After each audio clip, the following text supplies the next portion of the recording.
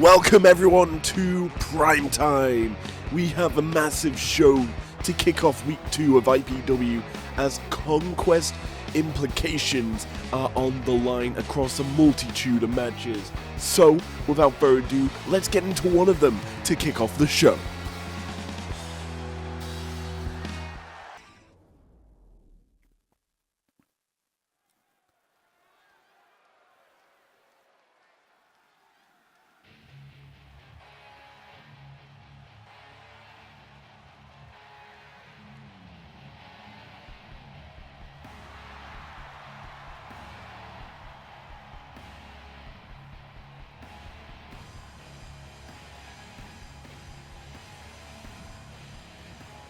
The following contest is scheduled for one fall, making his way to the ring from Philadelphia, weighing in at 240 pounds, the Sandman!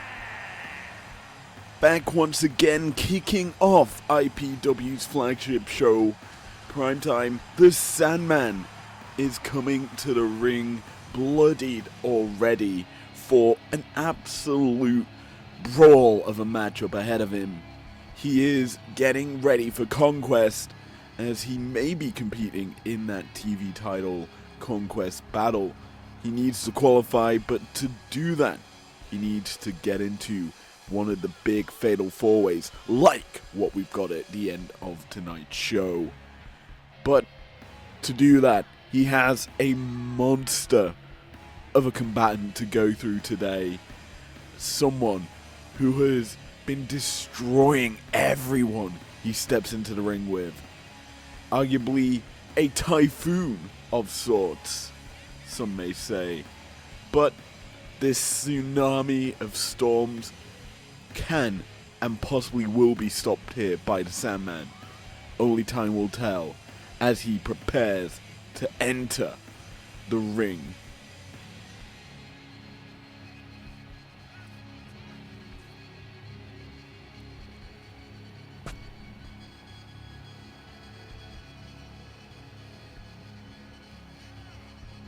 Sandman slowly prowling around the arena.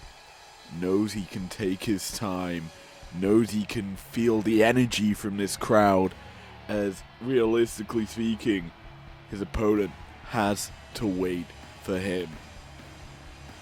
One of the greats of the game, a methodical master, showing his strength here, showing that tactician of a wrestler, and honestly, extreme icon that he is.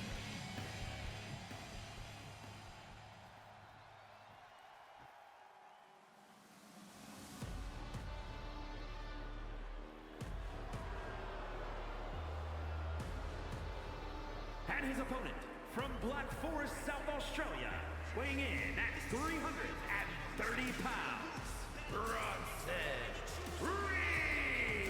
You know it is bad when the sirens kick off an entrance. Bronson Reed, the big Aussie, is a monster and a very dangerous opponent to get in your Conquest qualifier, I guess you can call this match. Either one of these men want to go to Conquest and honestly be our first champion, but they have honestly one of the hardest tasks in front of them, is to beat a great of the game. Who will be able to do so as Gregathy draws the action for this one, and immediately Bronson taking it to the Sandman, just pulling away at the arms, trying to tear some ligaments. And just the power that Bronson Reed obviously has is very threatening, and something that, well, that is probably prio number one in the mind of the Sandman in this matchup. You have to feel for him. Maybe he's thinking of what happened last week with Roddy Strong, who rushed him into the ring as the Sandman, we already knew he was blooded open from his entrance. That wound clearly hadn't healed because he's busted open already again. Bronson to the top rope, landing the King Kong knee drop. And to be honest, yeah, Roddy could be a threat in this match. Obviously, Sandman got a big win over him. And in week 1, that is certainly what you want to see, is getting an opening win in IPW. Being the first winner in our TV shows during the week. Roddy obviously could be really upset with how that turned out and could quite literally cost the Sandman his Conquest battle and qualification, as Sandman throws Bronson to the outside, knee clean to the face, and there's the guillotine leg drop across the second rope. The Sandman, he is such an extreme icon, even without weapons. He just takes it to the opponents as he lands the diving lariat to the outside. Bronson now being punished here, as the Sandman is quite literally one of the biggest monsters in the game. Bronson does manage to get some control back as a massive enziguri connects. Gregathy continuing to count up to 4 here. And we don't want to see a win by count out here. But it is getting closer and closer onto the cards. Gregathy's up to a 6. Bronson rolls in the ring. 7. Sandman gets in as well. In fact, he scares Gregathy, denying his escape there. Well, kind of as Gregathy tried to stop him from getting into the ring there. Now Bronson has the Sandman collared.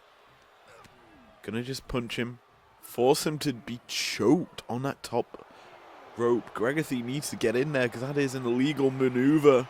But Bronson does not care as he drops the Sandman on his head. That looks to be foot in the rope there, in my opinion. The Sandman, he kicks out regardless. And now Bronson Reed, he's got full control of this matchup and is just tossing Sandman around the ring. And even throwing his own body about. Oh, goes for the tope. Sandman gets out of the way just in the nick of time. And now the Sandman can start to wail at the back and body of Bronson Reed. Oh, I don't like this. Taunting the crowd. Gonna cost him. Tope, suicide dive, whatever you want to call it, from Bronson Reed connects. And now the Sandman actually will get back to his feet. Gregathy starts his count once more. I think this will be a short count as Sandman throws Bronson back into the ring.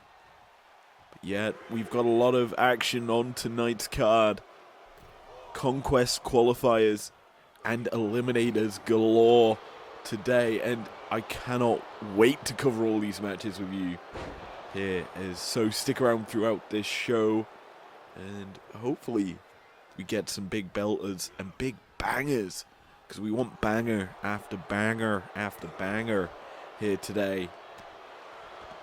As Bronson is throwing banger after banger after banger into the heart of the Sandman.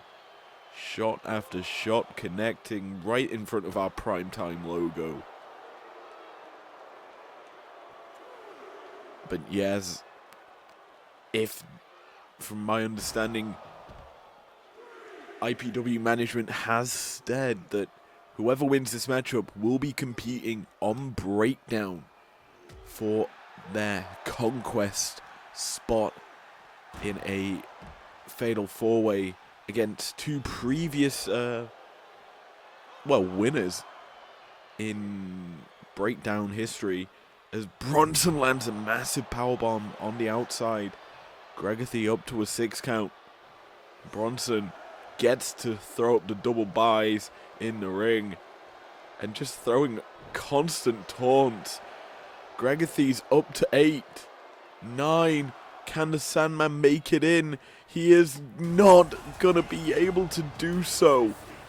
And Bronson wins by countout. Not the most ideal way, and Gregathy is confused. What is Gregathy doing? Oh well, Big Bronson Reed wins his first matchup here in IPW. Let's move into our next matchup.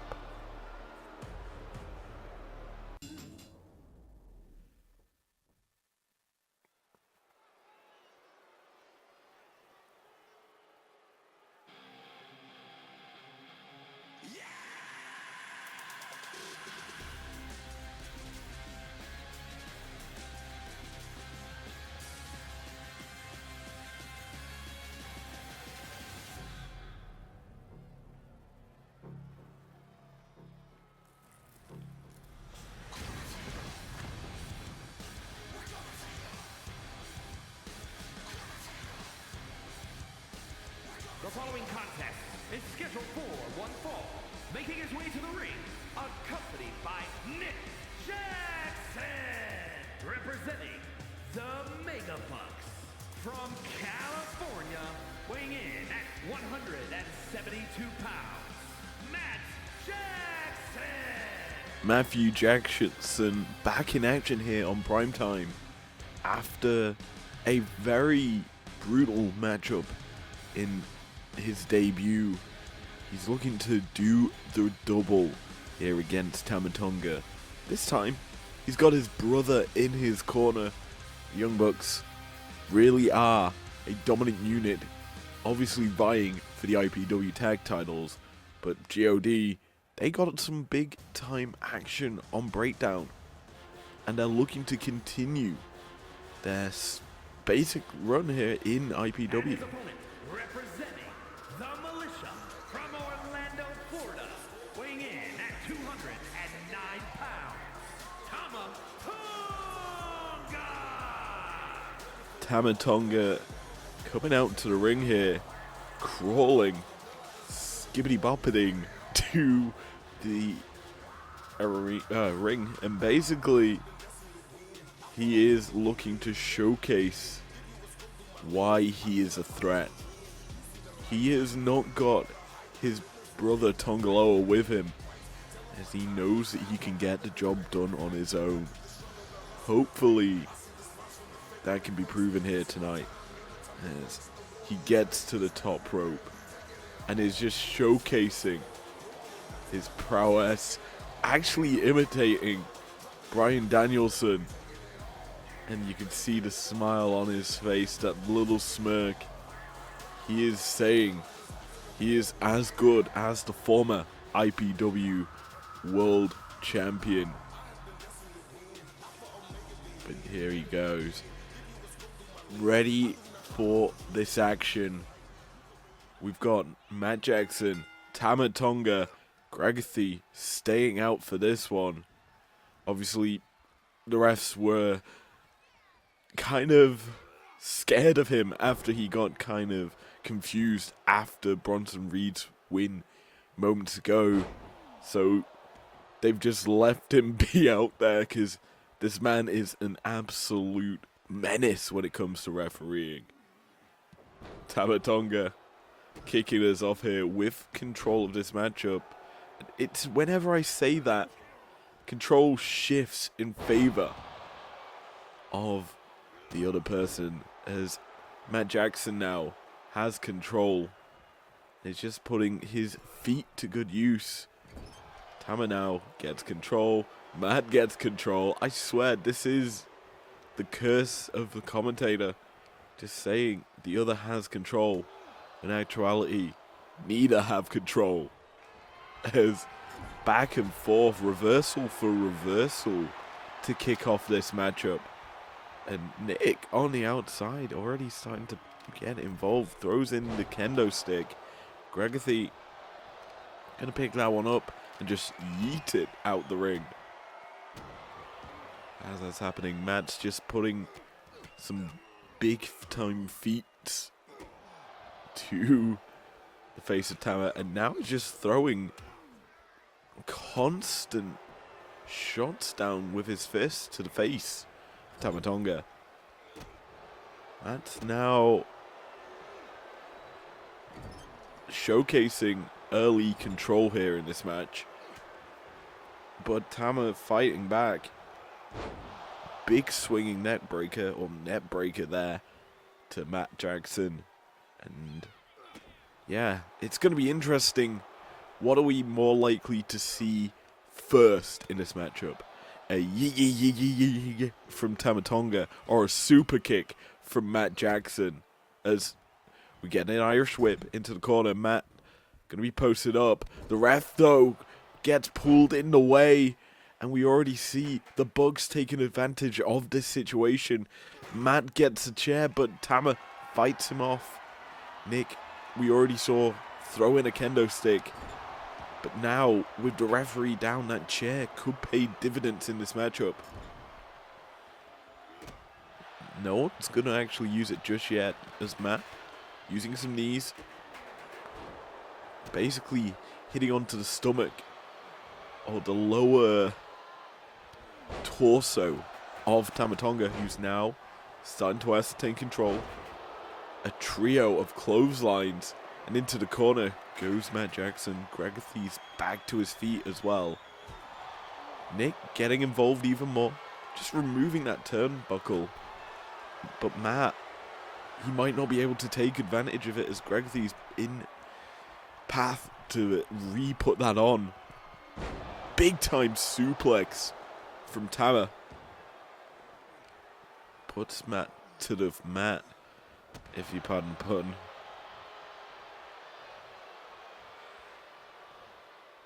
But yeah, this match showcasing the importance of a manager, really, as Nick has been very helpful, or trying to be helpful for his brother. The issue is Gregathy's on top of things and has been constantly stopping him from getting involved or paying dividends in this matchup.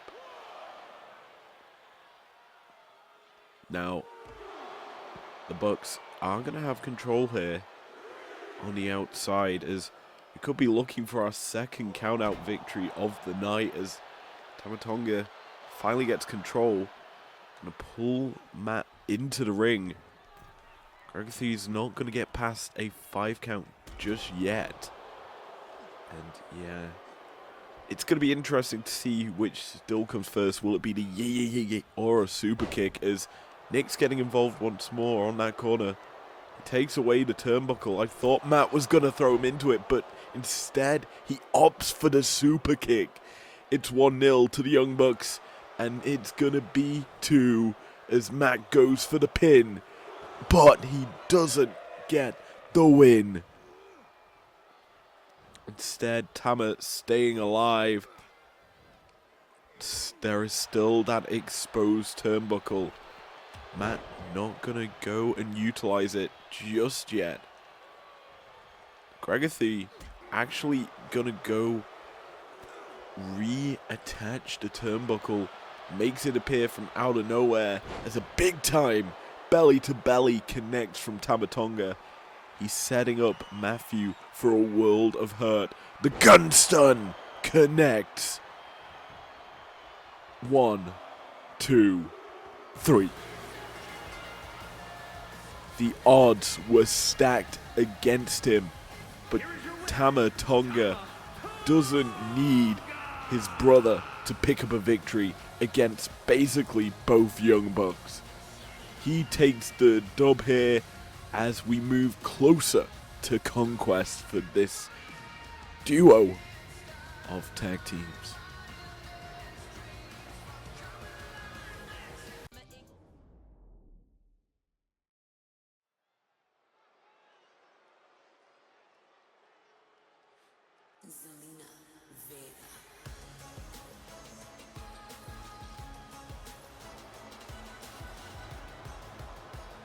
The following is an 8-woman tag match.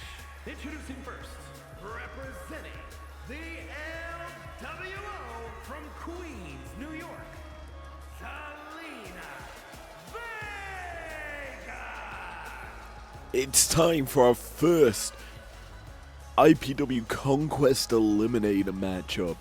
It is a 8-woman tag match where whichever team wins enter a fatal 4-way where the winner of that matchup qualifies for the Conquest matchup for the women.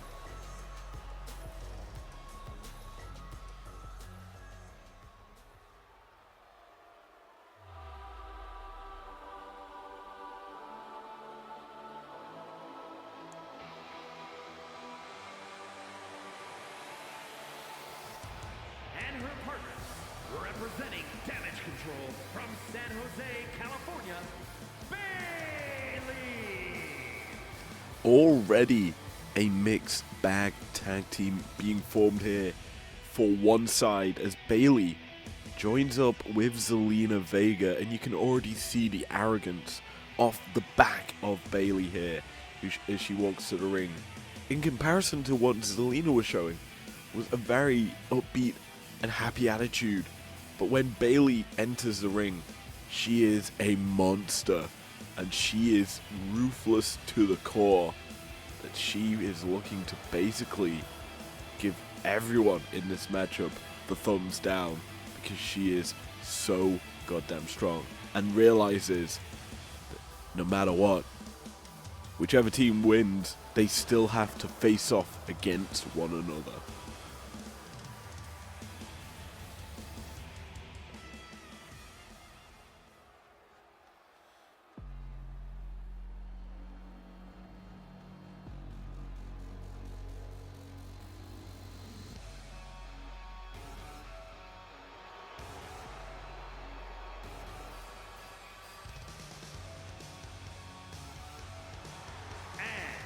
Representing Damage Control from Auckland, New Zealand, Dakota Kai.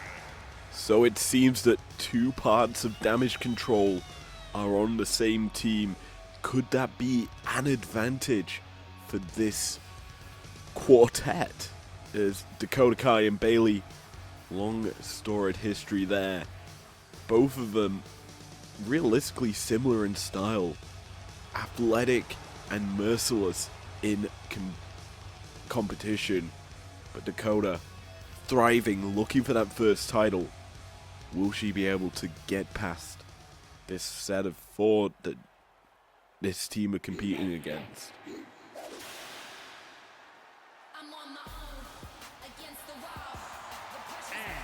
from Knoxville, Tennessee, Bianca Belair. Well, they have a superstar in their 4th spot.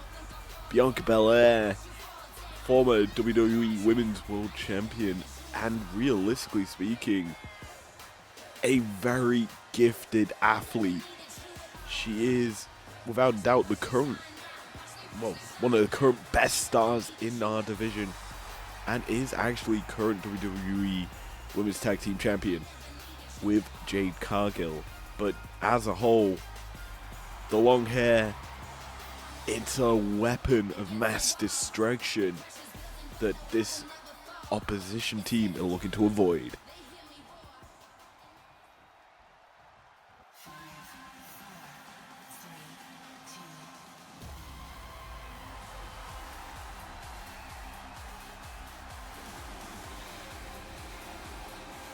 And the team of Katana Chance and Kaden Carter.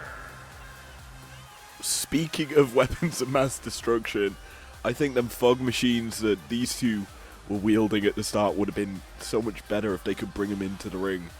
'Cause these two, former WWE Tag Team Champions outright themselves, and are a bunch of fun. Ken Carter, Katana Chance, just really energetic and just arguably a fun tag team. Obviously, Katana Chance, former Ninja Warrior competitor, very athletic, very gifted, and a lot of capabilities in terms of competing in athletic matches, I guess.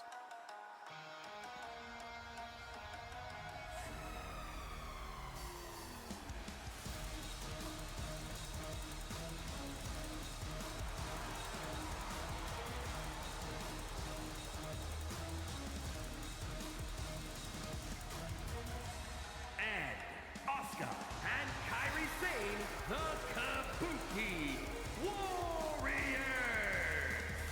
Well, there's the other half of Damage Control coming out to the ring. The Kabuki Warriors, Asuka and Kairi. This team of the Kabuki Warriors and Katana Chance and Kaden Carter have a lot of synergy comparative to what their opponents do. You've got Damage Control, but Bianca as well as Zelina kind of lone wolves when it comes to this matchup. Granted, I'd say Bianca has a lot more tag team experience comparative to Zelina, but this team of the Kabuki Warriors and Chance and Carter are just a step ahead of the opposition, especially considering the mystique that the Kabuki Warriors have. But as we get underway with our second matchup tonight,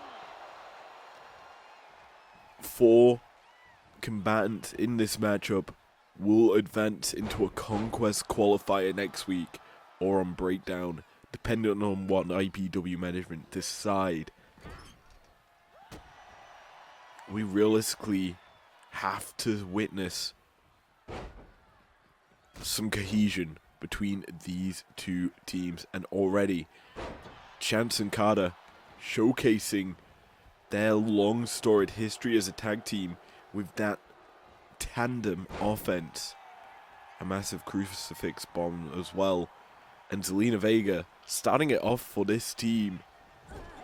She is, bear in mind, a lone wolf most of the time. Wants to get her team going off strong. And she's already possibly looking for a tag out here to Dakota Kai. And this is some good tag team offense here between Kai and Vega. Getting them going, but Dakota gets slipped up there by Kaden Carter. Granted, Dakota's able to fight back and get her own control here. And goes for the pin early. Only a 1 count. As Ref Jill draws the action here. Gale obviously on Breakdown. So Jill is filling in for her here on Primetime. As a whole, we are expecting a lot of explosive action here between these 4 combatants. Especially this Damage Control unit. Bailey and Dakota could quite literally destroy anyone they face. We hark back to when, well, Dakota Io debuted on the main roster. It was at SummerSlam alongside Bailey walking out to the ring. The pop that they got for that was huge. Now granted, we didn't see them in wrestling action until the following night, I believe at Raw, but it was certainly impactful as Kairi, she's just going to town on her opponents, and they're all off the edge of the ring. Asuka throws Bailey back in as well. But Bailey, here's the issue for her. She has no tag out option. Dakota coming back to the apron, so she will have one now. But Bailey didn't need it. She's now on the front foot. Going to actually throw Kairi into the corner. Opt for a tag in. And here's Damage Control in tandem offense.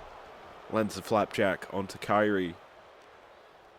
And you have to think, Dakota really does not want to hurt Kairi here.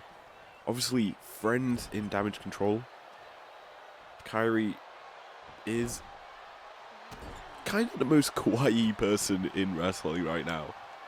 Or is just, she is so cool. Anyway, back to the action going on. Dakota's just picking apart the limbs of Kairi. And you can actually see such a size disparity in favor of Dakota here. But realistically speaking, it does not really come into effect, as Kairi has a bit more speed, a bit more weavability, and Dakota's struggling to keep up with the pace that Kairi is setting, as for the last few minutes it's all been Kairi saying, as she goes for just that jugular strike, dropping the elbow into the neck and then running the knee through the face. Dakota does well to push away Kairi, but she's not able to really capitalize on it, as she's immediately thrown into the Kabuki Warriors and Katana and Kaiden's corner. Speaking of Katana, in comes Katana Chance, who lands the back body drop to Dakota Kai, who hasn't been able to make it to her side of the ring for quite a bit of time, as this team's kind of just kept them pinned in there. Irish whips as Dakota avoids Katana's splash, sets up the axe kick to the back of the head and the question mark kick to follow up. A vicious combo of kicks as the captain of Team Kick, if you remember those good old days of NXT, coming into effect. Bayley and Zelina melding into one as Bayley gets tagged into this matchup. And we were speaking of Team Kick, how about Damage Control utilizing their kicks to get some offense onto Katana. Now Bayley unable to keep up said pressure as Katana reverses into a Rana. But now, as a whole, she's, after rolling out, starting to ascertain some semblance of control as Jill goes in for the pin. Bayley climbs to the top turnbuckle, thinks better of it. Instead, she sees 3 other women on the apron that deserve a couple of strikes to the face. Kairi in particular feeling the wrath of a rope assisted neck breaker or stunner. Katana finally gets back in, tags out to her tag partner, Kaden Carter. And they go for a Team Kick combination as the kicks to the face into a senton connect. Bayley on the ropes here as Kaden setting her up and just drops her to the mat. Pinfall attempt here gets broken up by Bianca, who hasn't made it into this matchup just yet. It's been mostly Damage Control. And then we obviously had the start of the match be Zelina, but since then it's really just been those 2 members of this team. And it does showcase really that mentality that Damage Control have, is it's them versus everyone here in IPW. But Bayley, she is a very strong opponent. Former WWE Women's World Champion and WWE Women's Champion. She is a very vicious opponent when she's on her game. But if she's not, she'll probably be trying to hug you, I guess. Back in those days, oh, the glory days of NXT. Bayley now up against Asuka, a woman she's got a lot of history with, especially in Damage Control. Arguably one of the reasons Bayley was kicked out of Damage Control was because of Asuka and Kairi poisoning her friend in Io Sky. But yeah, here in this matchup, Asuka's not really been able to pay dividends, as it's basically both teams taking out the allies on the apron. The issue for Bayley is she didn't take care of Kairi, and Asuka tags her in, and this tandem offense from the Kabuki Warriors does a lot of work there. The issue is Bayley was aware of the tag and has started to plant Kairi for the Rose Plant. It connects. Asuka, though, into the ring, breaks up the pin before it even gets to 1. That is an issue with this matchup. If you're on the verge of losing, or if your team's on the verge of winning, you have to be wary of 3 other people on the opposition side able to kind of take you out of this matchup. As Zelina makes her way back into the ring for the first time in a while, she's starting to just hip toss and throw around Kairi Sane, as finally Bianca gets the hot tag in as Asuka joins her in this ring. Snake Eyes, Katana Chance just lands a vicious strike from the apron. Just deadlift into the sit-out powerbomb. Bianca is a monster in this match, and she knows it. She doesn't want to use all of her strength just yet. Instead, just tags out to Zelina. Oh my days. Jill gets kicked by Asuka. Accidentally, thankfully.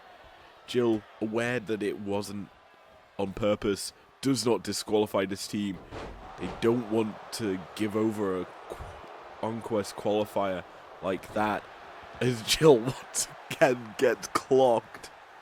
Katana Chance now the person to do so. Thankfully, she's still okay. But Asuka is not okay. The code red connects. Kairi comes into the ring. 2. Only a 2 count. Kaden also came in. Asuka barely surviving this ordeal, as she is. What a kick, connecting to Asuka's head. Zelina Vega is a monster. She realizes she's got her work cut out for her against the former WWE Women's Champion, as a massive German suplex connects. Asuka now going to utilize her kicks good use and going to tag out. On top of it, realizing she's just taken a code red, and then that kneeling Hurricane Rana. She could be in danger. Speaking of danger, Katana Chance to the top rope, setting up for the Spanish fly. It connects, goes into the cover. 1. Only a 1 count. What? Kaden tags in. Hot tag. Dakota's into the ring. Drop down into the kitchen sink. Katana lands. Well, Dakota lands a foot stomp. She is setting up Kaden Carter for the end. Into the opposition's corner, and she pays the price for that maneuver. You can't go for that move, Dakota. You should know by now that you can't run into the opposition's corner. Oh no. She manages this time to get it off, but Kaden avoids the kick. However, the follow-up kick she does not avoid. And Dakota tags out, realizing her mistake. Belair lets Kaden get the tag in as Kairi tries to remove the turnbuckle. What? Bit of a mistake there. But Kairi gets back up. I understand the maneuver. She wanted to essentially throw her into an exposed turnbuckle. Kairi goes to the second rope. This is the insane elbow setup. It doesn't connect. Now Bianca has control of this matchup. She waits for Kairi to get to her feet, picks her up. Could this be the K.O.D.? The kiss of death connects. Kairi could be out, but Katana Chance breaks it up.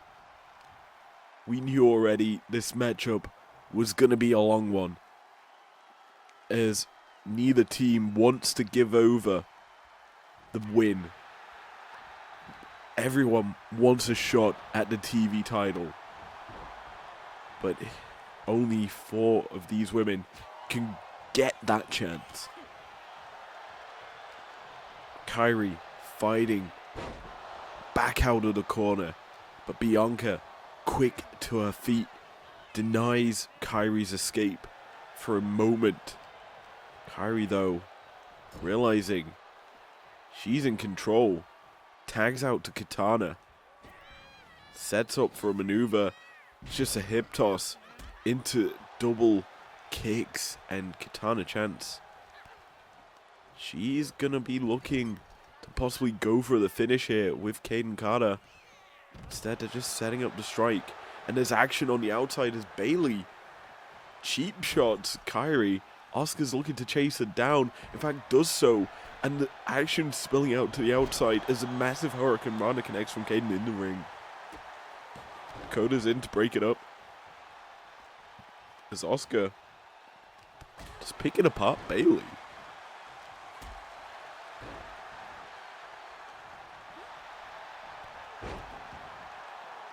Belair lands the lariat in the ring, and Dakota chasing down someone. The pin attempt in the middle of the ring. No one's going to break it up. 2 count. Kaden kicks out. Belair. Oh, big time drop kick from Kaden. She's setting her up. Belair quicker to the punch though. Fall away slam into her own corner. Oh, this is going to be deadly. Backdrop to Kaden. But a quick possum pin. 1. Jill's counting to 2. Only a 2 count there. The sneaky roll up almost gives a big time victory to her team. Kaden now tags out to Kairi. Setting her up. Springboard. Senton. Connecting. Bianca unfazed by it. Gets back to her feet. Standing. Front flip splash, I think. That's what you'd call it. Zelina now comes in. Goes for the pin. Katana breaks it up, and yeah, we're still going on here. Katana gonna pay for breaking that pin up as well. Zelina showing her frustration. This match should have been over when she landed the code red. But no. She instead has to continue on fighting to qualify. As we realistically think about what could happen, I'm actually surprised we haven't actually seen any frustration from all 4 combatants against one another. Like, they're teammates for now, but come breakdown or primetime next week, they are enemies.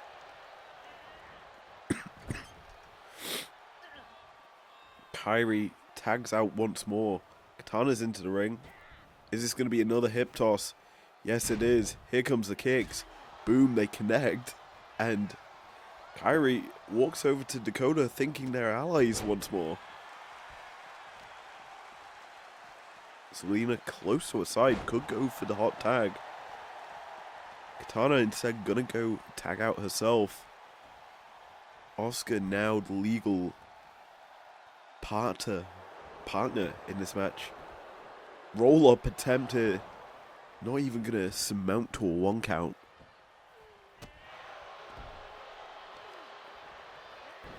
And Zelina gonna just punish Oscar a bit. Oscar's really not been involved in this matchup.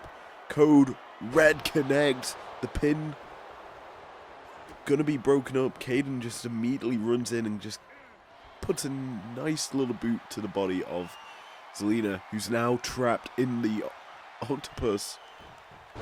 Does reverse out of it. And Oscar gets hit with the Hurricane Rana. Zelina taunting in front of her team. I think that's not the wisest of maneuvers. Here comes Katana Chance, who lands the code breaker. Bailey breaks up the pin attempt. But Katana's just throwing 3 shots into her opposition on the apron.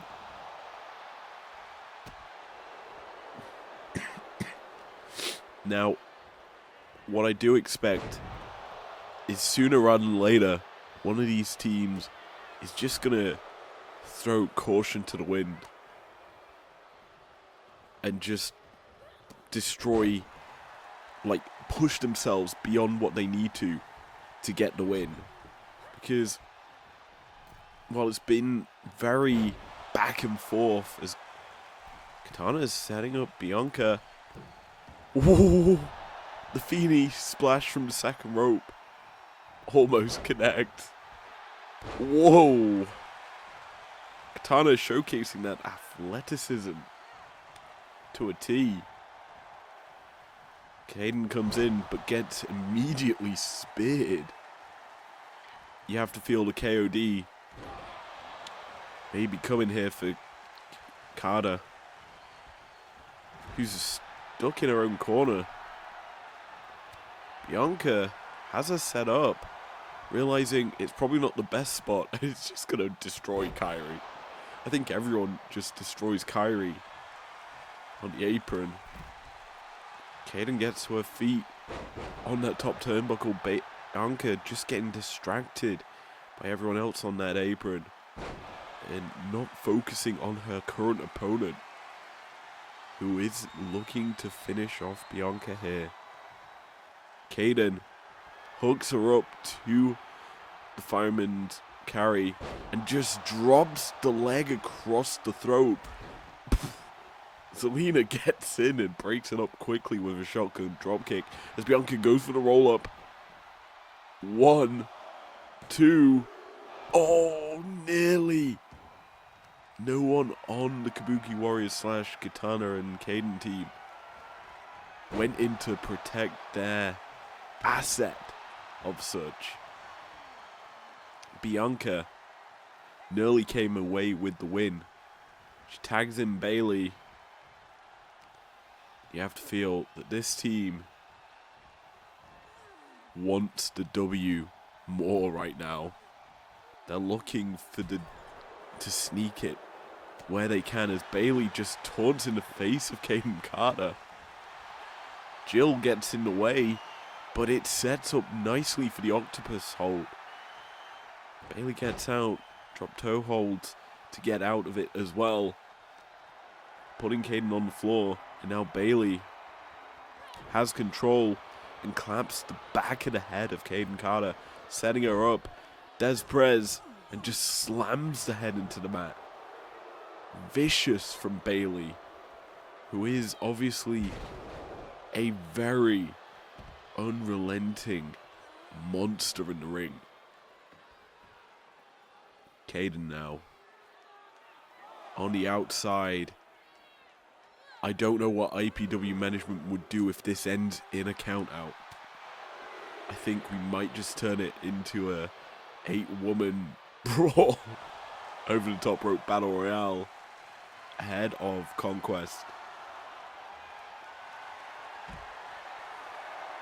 Caden setting up the figure four, the reverse figure four here. Up to an 8 count. Please don't tell me this is going to end in count out. It's ending in count out. That's it. Katana champs. The team of Katana Chance, Hayden Carter, Kyrie Singh, and Asuka. Well, Primetime's had 2 countouts to kick off the show.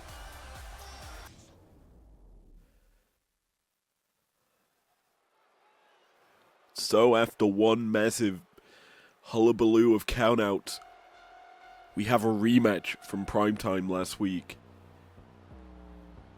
Io Sky is looking to prove her worth and arguably a challenger. Is scheduled for one fall, making her way to the ring, representing Damage Control from Tokyo, Japan, Io Sky. For Nia Jax's IPW Undisputed Championship, Nia has given her this one last chance to do so. If Io wins, there will be a matchup at Conquest between them two. If she doesn't, Nia will face someone who, I don't know, but we'll get closer to Conquest and know the answer after this matchup. So, you know who's coming out now.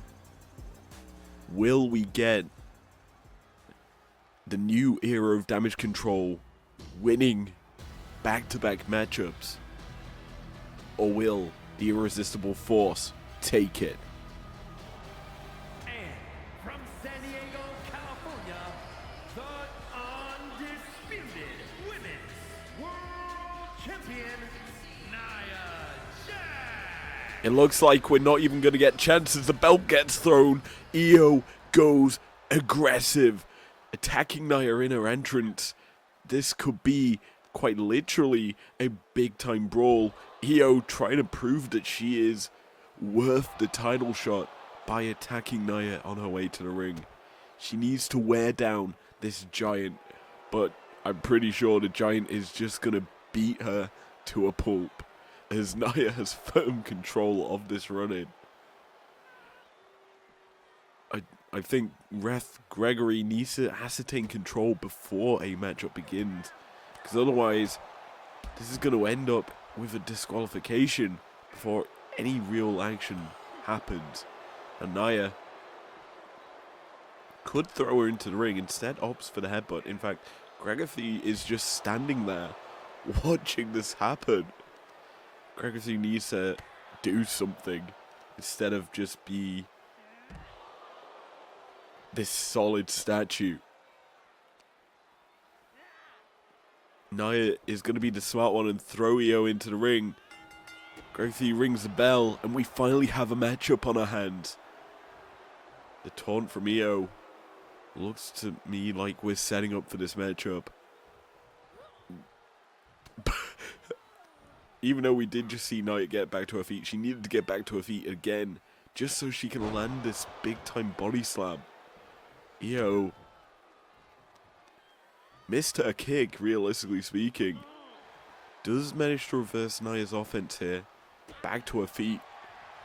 And we've got a slugfest through the arm of Gregory. Such a good view of this action. Back and forth. Shot after shot. Io catches. But Nia catches one of Io's. And then Io catches one of Nia's. And Nia catches one of Io's. But Nia finally connects. And Io responds in kind. These two just ruthless, but Nia spinning back fist connects, allowing her to go to the second rope. Drops the executioner's leg drop. A 2 count off of it. Io stays alive, but I think she's surviving on fumes here. Nia setting her up for the power bomb. Boom! Plants her center of the ring. Gregory counts to 2. Io staying alive. But for how much longer? It's been all Nia Jax since the bell rang, and even before it. Io has not been able to do much, and Nia is showcasing why she is such a formidable champion here in IPW. Whoever is able to take the belt off of the Irresistible Force is gonna certainly be heralded as a legend of the business. And while Nia's title run is quite short currently, her matches have looked so goddamn dominant.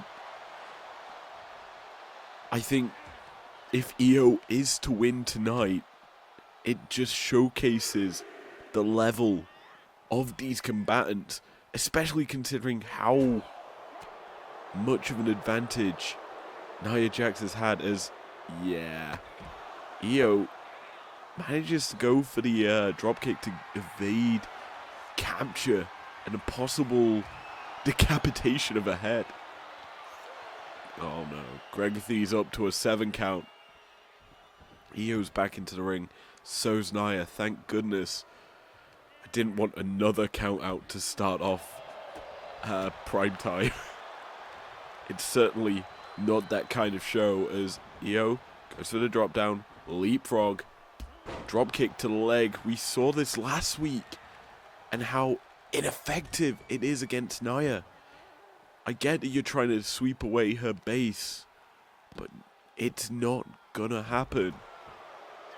I'm also depressoed that the IPW Undisputed Women's World Championship is just strewn across the rampway like that, and none of our staff have decided to pick it up.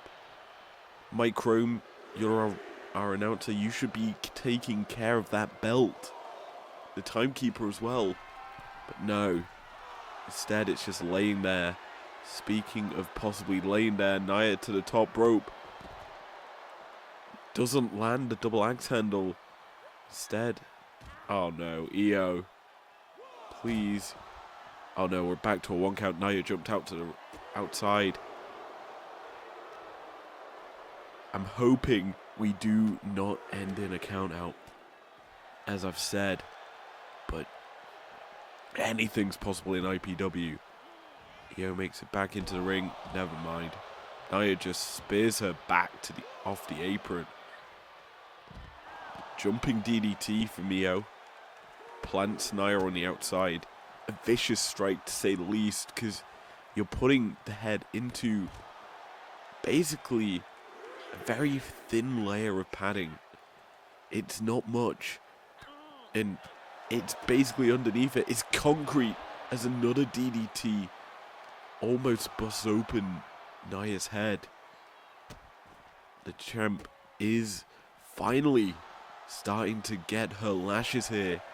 Io has been able to put a world of hurt on the Irresistible Force. Could this be it? Io taunting, thinking maybe she's done enough.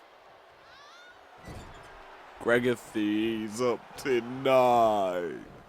No. Here is your winner, Io Sky.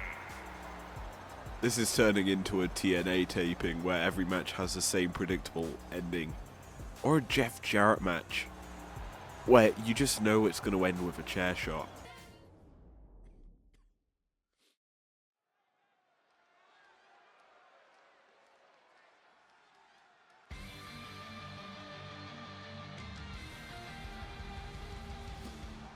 The following contest is scheduled for one fall, making his way to the ring from North Carolina, weighing in at 218 pounds, Kenny Omega!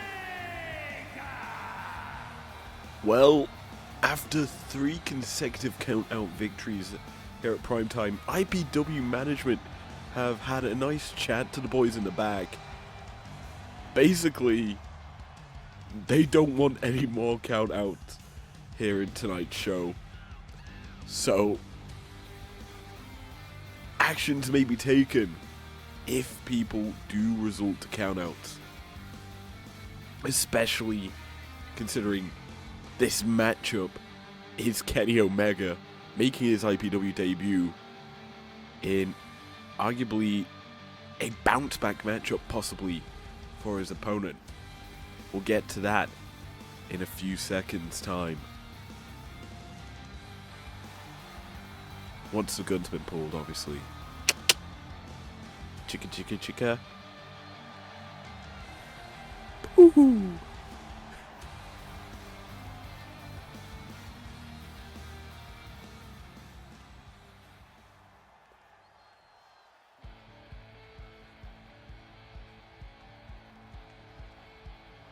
And his opponent from Aberdeen, Washington, weighing in at 210 pounds, Bryan Danielson!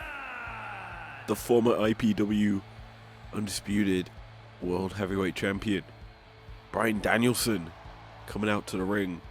Obviously, lost his belt on Breakdown. Be sure to check out that episode. That is obviously live on my channel. But as a whole, he is looking to get a big victory here against one of his rivals in AEW. The Dragon versus the Cleaner is a touted matchup for years, and you can understand why, considering how dominant both of these two have been in their careers, in their respective companies. Obviously, ROH legend Bryan Danielson, WWE legend Daniel Bryan, and then AEW legend now, I guess, considering he retired. These two storied histories collided in AEW, and springboard offense already off the bat from Kenny.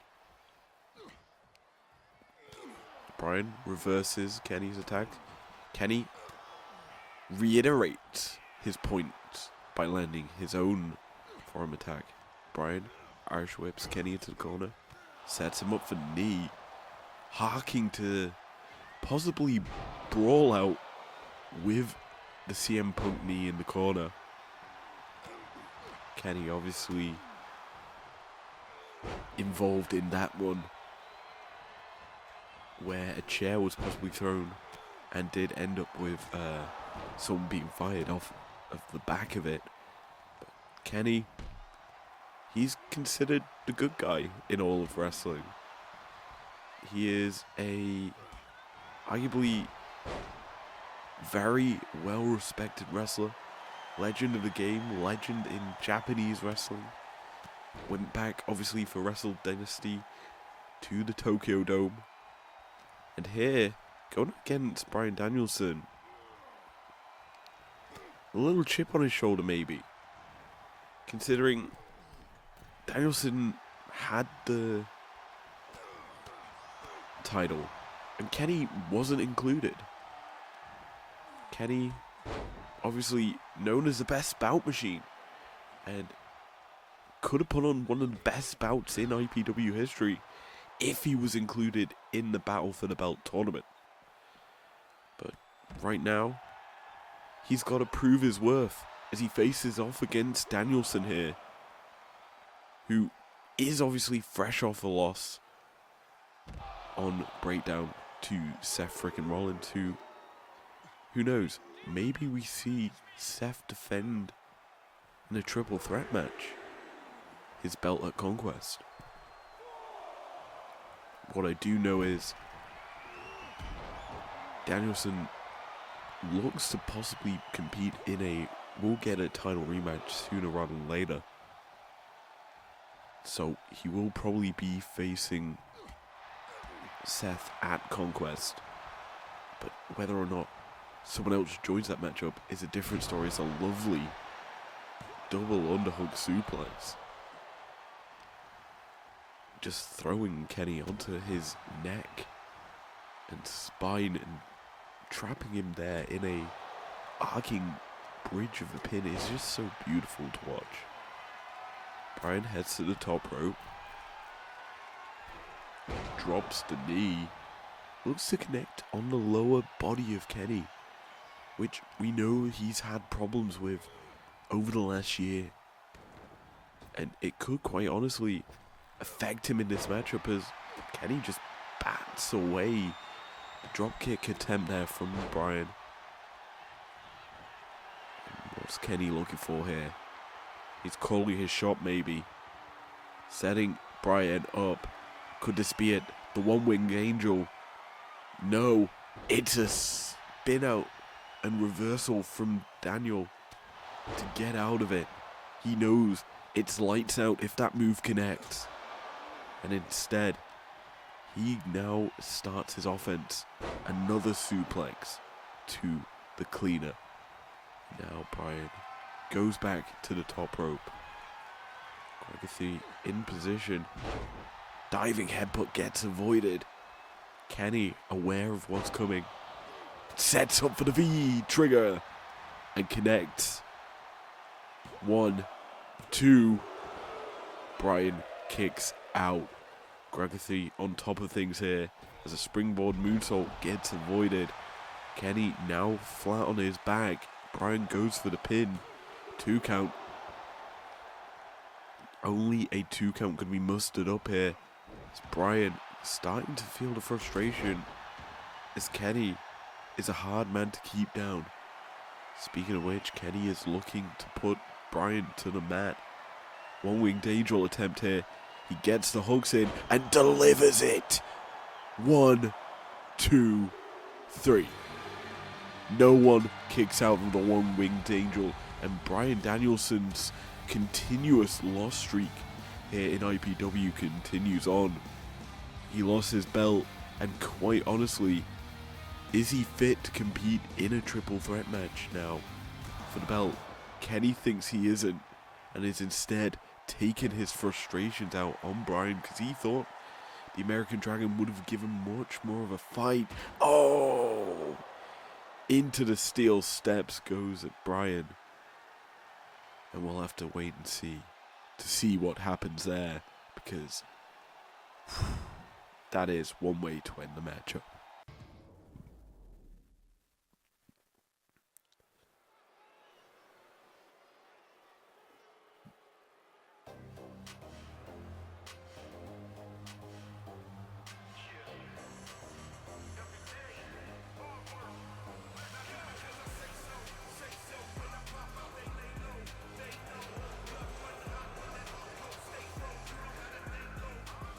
The following contest is a triple threat tag team tables match.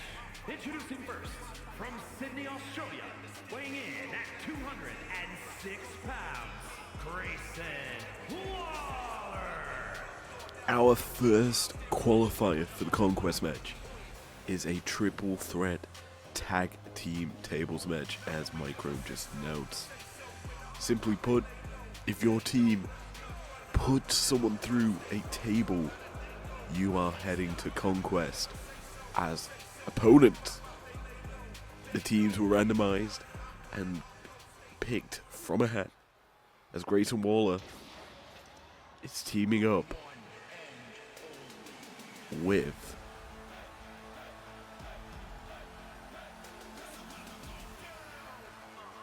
you can see the R on his back. You know who it is. Hand to the sky. And to point out, it's Ricochet. And from Las Vegas, Nevada, weighing in at 190 pounds, Ricochet. 2 legends of NXT. Grayson Waller teaming up with Big Trevor here. And you know that these two, I don't really think have ever faced off against one another, but they're looking to be good allies here, as Ricochet and Waller bringing some unique style into this matchup. The pose is enough to let us know that Ricochet is ready for the 4 other competitors.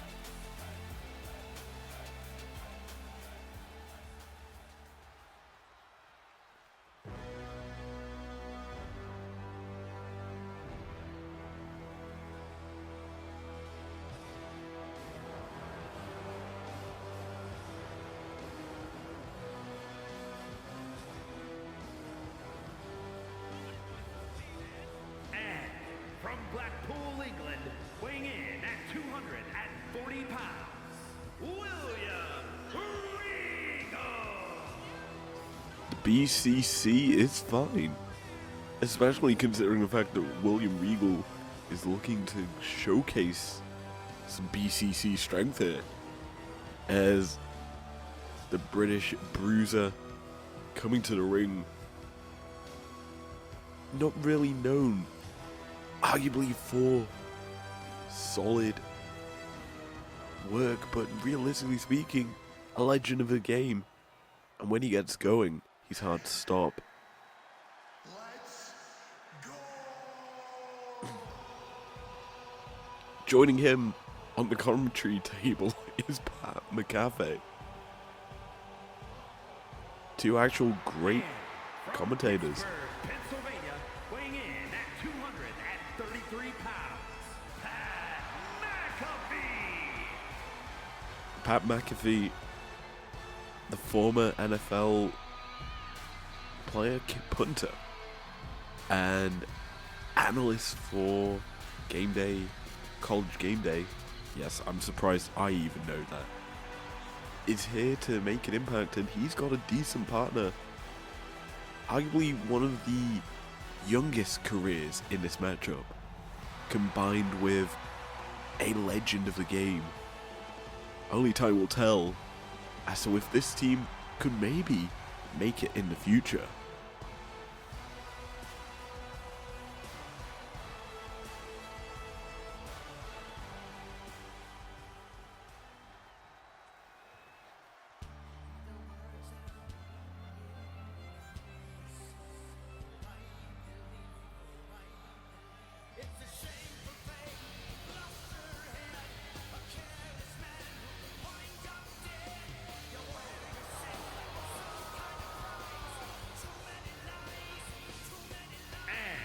From Dublin, Ireland, weighing in at 267 pounds, the Celtic Warrior, Sheamus.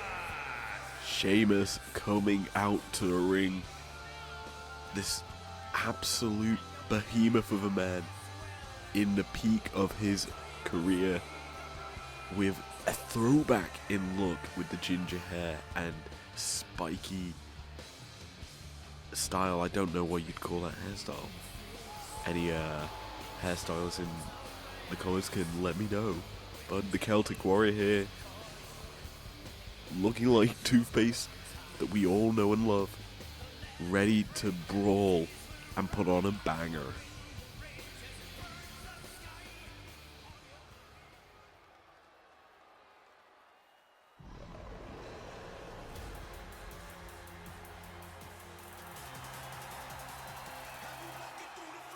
And from Tala, Jalisco, Mexico, weighing in at 165 pounds, Dragon Lee, I believe, is the current WWE Speed Champion, which kind of lets you know what his game is. He is unrelenting with his speed and how effective he is in short periods of time. Let him get going, and he could possibly be the explosive factor of this matchup. Combining with Sheamus, could this be a duo for the future? But obviously, these teams know what's at stake. They know that they won't be teams for much longer if they win. In fact, they'll become foes at Conquest.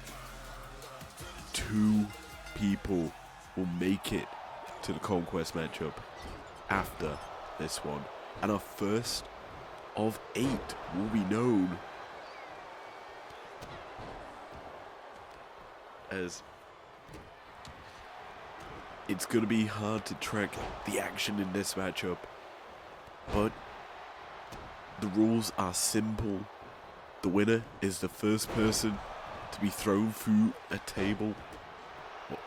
It puts someone else through a table, I should say. But yeah, action's going to come at you thick and fast, as all these people have so much speed.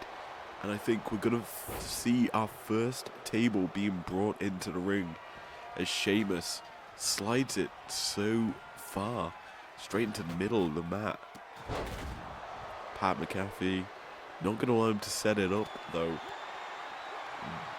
He's also going to look to possibly punish Dragon Lee, who fights out of it. Goes for a Hurricane Rana and connects. Sheamus and Dragon Lee are in control of this matchup, some may say, because they have got a table in this matchup already. Speaking of which, another table being brought out here by Dragon Lee. This is such a scene. Pat McAfee just taunting on the top rope while everyone else is just fighting. Pat just takes out Ricochet there. And everyone is just facing everyone. That is what we like to see. Obviously in a tables match, no count out. So no need for Gregathy or Jill to get to a 10 count in this one. We can relax. None of that will happen. Sheamus and Regal battling in the ring. Waller coming in to the aid of his, well, no one, to himself I guess. He's not allied with Regal. And finally a table is set up. Sheamus could look to throw Regal into it. Waller comes in and gets hit by this wily veteran Regal there. On the outside, Dragon Lee and Pat McAfee are battling. Never mind. It's now Ricochet and Lee facing one another. Waller in the ring has Sheamus set up. Isn't gonna go for anything. And this matchup continues.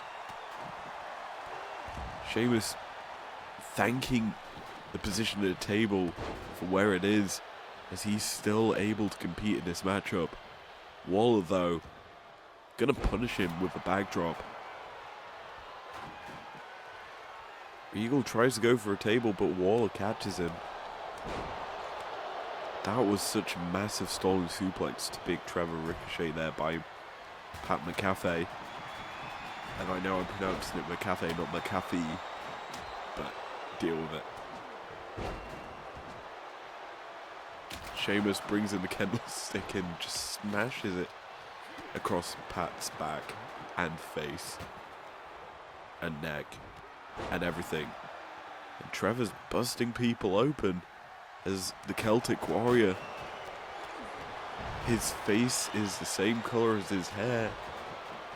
Bloodied and ginger. What is going on? Pat just throwing this table around. It's such a good weapon. But to be honest with you guys, can you tell that I'm sick with this commentary? Pat,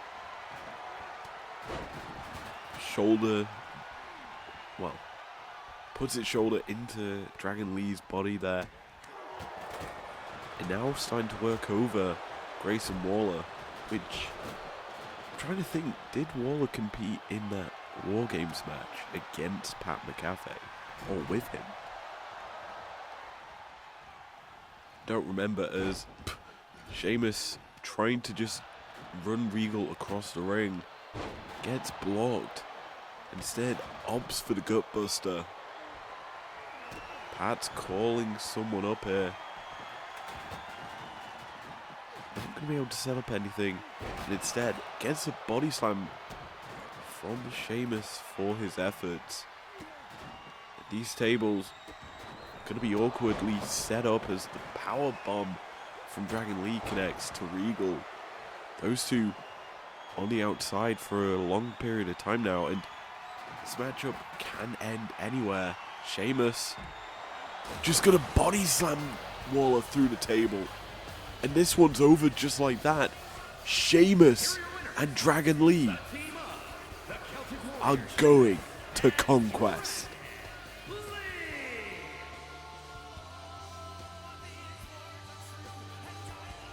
And with that, Primetime's over. Thank you very much for joining me. If you enjoyed it, leave a like down below. Subscribe if you're new there if you want to. And I'll see you guys for Breakdown on Thursday. Never break, always fight, never quit, do it right, play the game, win it life, have no shame, there's no time, feel the pain, live the grind, I could change, in my mind, pick a lane, commit and climb, the only way to win it life, I never miss, that's fact, taking big swings. I wish this was April Fool's Day, because this is just not fun.